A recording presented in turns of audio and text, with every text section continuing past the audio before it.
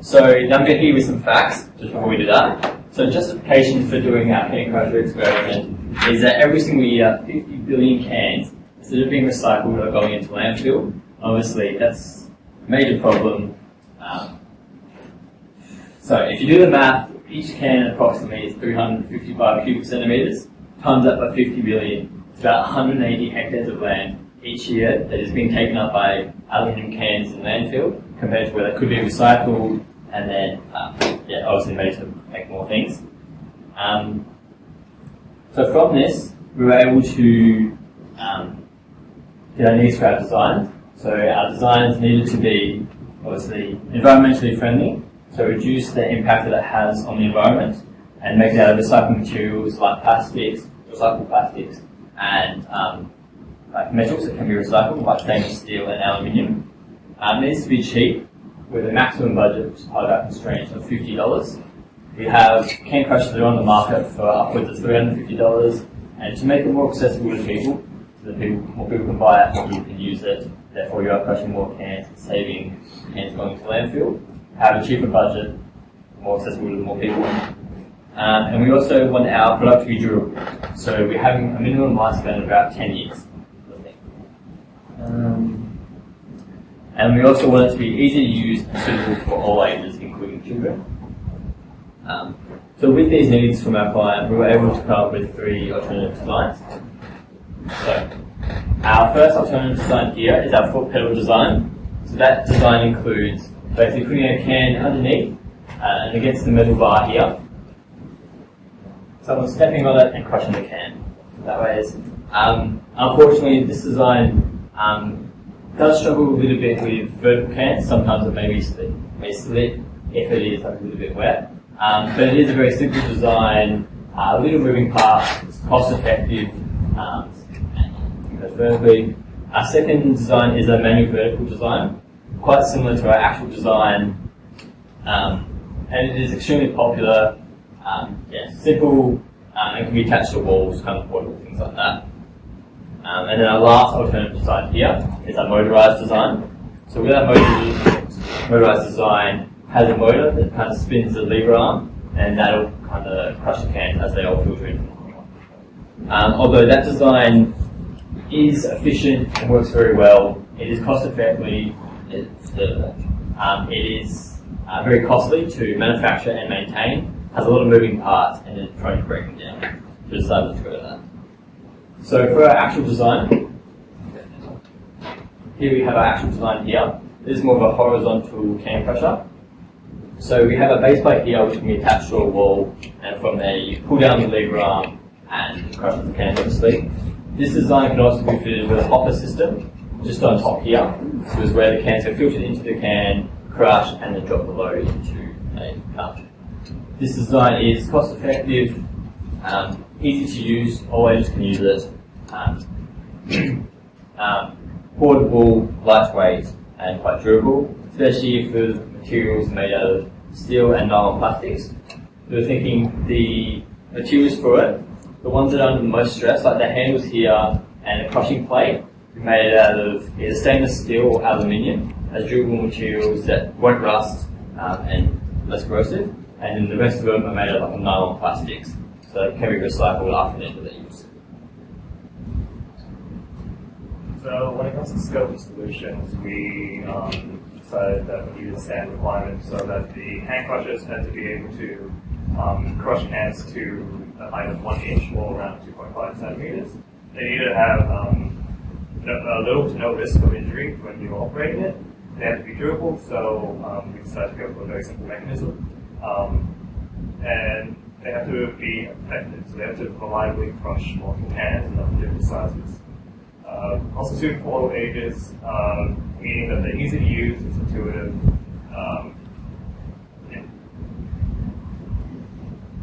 So in summary, our goals were to design a cheap and efficient can crusher. The design has to be simple and require little to no maintenance. Has to be able to crush cans of multiple sizes, so around 350 mils to 500 mil cans, and has to be light and portable. This is to create more space in landfill and to create networks way to assist in recycling. So we identified our basic needs for the product, and ranked them in terms of their importance. Our most critical need was the function, so it had to be able to crush the cans, obviously. One of the more important needs were the cost, so it had to be less than $50. Other than that, we wanted it to be efficient, so required very little effort to operate, and reliable, so you didn't have to worry about stuff like jams and breakages. More useful, not as important, was its robustness, so how it can survive a knock, fall. And in terms of safety, we didn't have to worry too much as the simple design meant that there's no moving parts to actually get turned on. From these needs, we developed a needs analysis table, so ranking the difficulty and some solutions to the needs we had. So in terms of ease of use, we wanted a very simple mechanism again. We wanted it to be intuitive, so very easy to kind of just pick up and you know exactly how it's going to operate. And also being small. So it being small makes it portable, also kind of reduces increases its robustness. Some of the alternative designs we had as well were an automated system for a motor, which isn't exactly simple, however it does make it kind of easy to operate. You just turn it on and the system will handle the crushing for you. When it came to cost, we didn't want it to be any more than $50 like before, so our main solution was to use plastics when available and keep the design small and constrained. Our alternative design would be full use of plastics, however, we didn't choose this mostly because it would be lower the durability of the product. In terms of function, we needed it to crush cans, of course, so we decided on a lever system. This is just mostly because it's very simple very simple, doesn't require a lot of effort. The alternative was motorized action or full lever system. We didn't choose the full lever system mostly because of safety, the slits, and motorized action, of course, is complex, requiring more maintenance and electric system. Robustness links into being durable, so we made it very simple, very little moving parts. Efficiency, able to reliably crush multiple cans, that also comes into it being durable. So the lever action helps with that, it being very simple. You can just keep pulling on the lever, you don't have to worry about maintaining, having power, all that stuff. And safety, obviously we don't want it to be able to hurt someone. It's wall mounted, so you don't have to worry about tripping on it. And its design allows it so that cans aren't easily going to be launched out when you're crushing.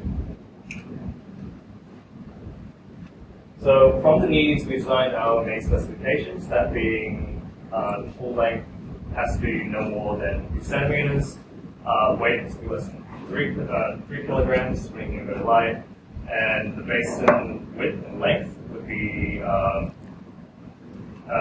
able to accommodate for multiple types of cans, with the standard can being 5 centimeters in width and around 15 centimeters in overall height. Of course, the mounting style has to be wall mounted, and the materials cost has to be no greater than $2. So this is the mind map that we use to basically find our needs. We have 5 main sort of areas that we wanted to look at. First is the mechanism. So we looked at foot action, the mechanized motorized, and then we ultimately settled on the lever action due to simplicity and ease of manufacturing. Next is usability. We wanted a simple and ergonomic design, so obviously we went with the lever. Very easy to operate lever, and the action is doesn't require a lot of moving parts. In terms of materials, we chose to have the basin use plastic, mostly because to cut down on the main cost, because that's the largest part, and the crushing plate and handles would be made out of metals.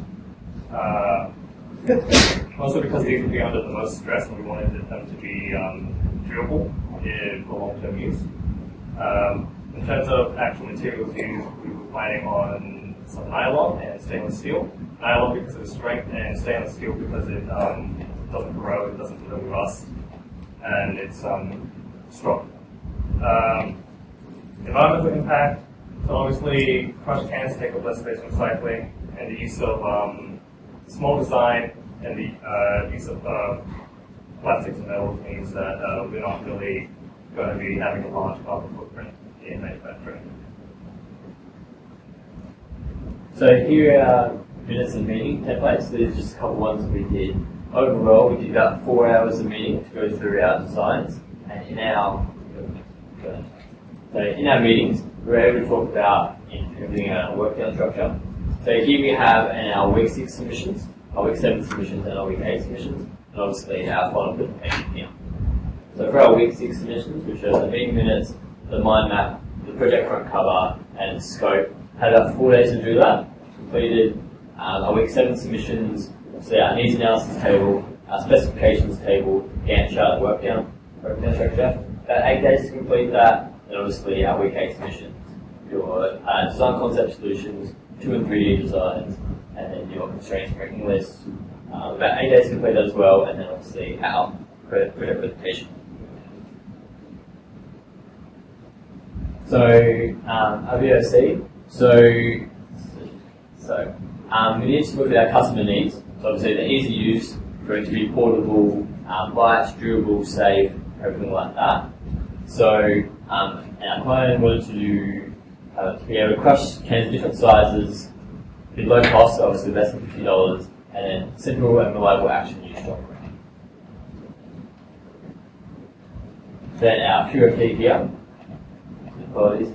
So this comes back into being, wanted to be light as well, full length. Wanted to be durable enough and safe enough, so that's the most important. And wanted to be efficient in actually crushing cans, like that, as well as be able to crush multiple cans of different sizes. Like that. Yep. Thank you very much for listening. Good